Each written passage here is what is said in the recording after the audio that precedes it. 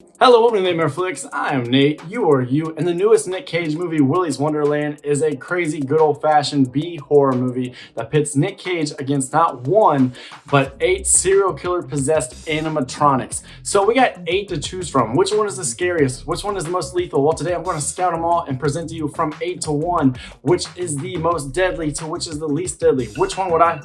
Oh.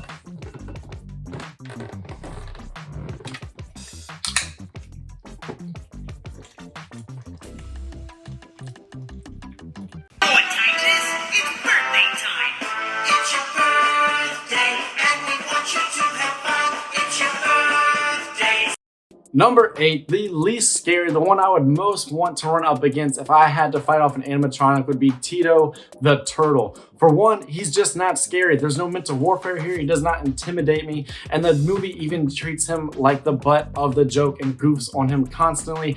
This guy has nothing really to offer. If you were to look at his stats per se, his defense would be high, his stealth would be high. But what does that really do for you? All these animatronics boast pretty high stealth. And his defense, so what? This guy is basically like fighting a Metapod in Pokemon. Bring it on, Toto the Turtle. We ain't scared over here at natemareflix. Number 7 is Gus the Gorilla, who seems like a formidable opponent when you look at his size. It looks like he'd be able to frenzy you and overwhelm you with power and brute strength. However, we don't really see Gus the Gorilla take advantage of his physical prowess in this film. He really should be a brawler, but he just gets in close and doesn't know what to do with you. He should be a fine grappler who can throw you about, slam you to the ground, get top mount, and never relent. But that's not really what he does. He gets up in your grill, but he can't really capitalize on that position, and he really lacks awareness of his surroundings, so you can really take that to your advantage. If you can just muster up one good shove to create space from you, you can then utilize range to overcome Gus the Gorilla, utilize your setting, and that is why he's probably one of the killers that was taken off first. Number 6 is Ozzy the Ostrich, and Ozzy the Ostrich, he really possesses some wonderful stealth too. I mentioned with Toto the Turtle, most of these killers do. We really see Ozzy the Ostrich in the movie sneak up on Nic Cage and utilize that ninja-like stealth. But aside from that, he's also got that beak. He's got that kind of weird figure to where he has this long neck that he can kind of do unorthodox movements with. He's probably got some powerful legs if he is true to an ostrich, and maybe even okay to good speed, but there's still not a whole lot to be worried about. Like I mentioned, that neck, while it may be a strength of his, it's also a weakness. It is a huge vital point that is constantly open. You could work that neck, you could hit it, access pressure points, all of that. If you get yourself a weapon, easy decapitation. The beak, while yes, it could cut you, it could bite, it's just not the same as an opponent come at you with actual arms and like fingers, thumbs, where they can grab you. He's really not going to fare well if you come bring the fight to him and grapple him. We saw Nic Cage have success in close proximity with the ostrich, and that's what we're going to do here. We're not going to let this fight go to range, because then he can use that long neck to control the distance. Not here, Ozzy the Ostrich. We see you, and we're taking you down. Number 5 is Kimmy the Chameleon, who when you look at her, you may want to overlook her. She looks like some old grandma lizard, but she's a pretty formidable opponent. She will get in your head. She's the best when it comes to speaking and get in your minds, laying verbal traps. She will manipulate you, but she can also manipulate her surroundings because she is a chameleon. She can camouflage, and we've mentioned stealth. That there gives you the best stealth possible, and she's also got this protruding tongue that can dart out at you, wrangle you, and pull you in. However, she seems to be a little bit less physically imposing when you look at the other animatronics, and she doesn't seem to have the greatest killer instinct. She has multiple chances in the movie to go for the kill, and she just doesn't quite do it. So while she has all these tools in her utility kit, she lacks that killer mentality needed to really be an upper echelon animatronic killer for this list. Even then, I invite you to kind of wrap my arm, bring me in with the tongue, because I'm going to get up in your grill. I can rip the tongue, I can work the face, I can work the throat, whatever needs to be done up close, and that is why Kimmy the Chameleon finds herself here in the middle. Number 4 is Artie the Alligator, who up front I will give props for being a bit intimidating. You're talking about fighting an alligator, basically fighting like a little dinosaur man who's got slimy, sharp, gnarly teeth that is just chomping right at you.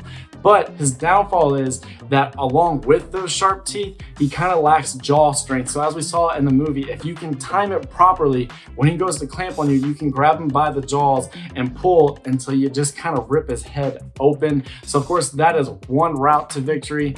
He's also got a limited reach because he does have the alligator anatomy. So he's not going to be able to swing at you, get you in his clutches, anything like that. So he boasts good speed. He boasts a pretty vicious attack, but there's so many ways to negate that attack that he can't be one of the top animatronics, but he does deserve a place above the more respected.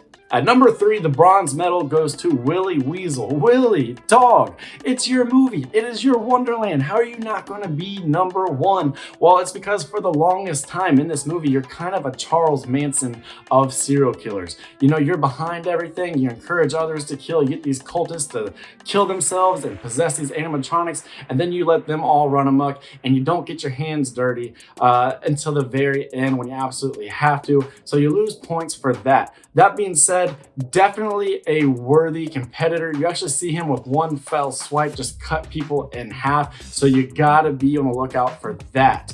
The only problem here is he doesn't have any sort of special attack. He doesn't have the camouflage or the long tongue or the kamikaze explosives that some of the animatronics have. He doesn't have a great big weapon that he can sling at you. He's just got his hands and a very large extended neck, much like Ozzy the Ostrich. So there's all sorts of potential here for attacking Willy the Weasel. He is a great opponent. There's a lot to be concerned about. You certainly don't want to have your head lopped off with one swing, but the other two above are just a little bit more imposing and have more tools in their kit, and that is why he's number 3. Number 2 is Nighty Night, and Nighty Night is that rare type of killer who actually boasts extremely high attack and extremely high defense because, well, he is a knight. He's wearing armor, and he's got a great big old sword that he's going to throw at you with the utmost ferocity. The problem is, if you can arm yourself, you've got a chance to get him in a counterattack. He's very open to counterattackers because this weapon, it's huge, it's bulky, and so if you're able to dodge and he misses, he's going to need time to recover to get it back up into a defensive or attacking position, meaning you can get out of the way and then jab to the ribs, stab to the face, which is open, and he's got a big head, so he is vulnerable in that regard. You just don't want to go too much to like the chest and stuff like that because obviously he is wearing the armor, and you certainly don't want to find yourself in the way of the blade. That is why he is number 2, because while you have a chance here, you have to be very calculating, you have to be very quick, you have to be on your toes, and you really need to seize your opportunities, or else Nighty Night is going to finish you.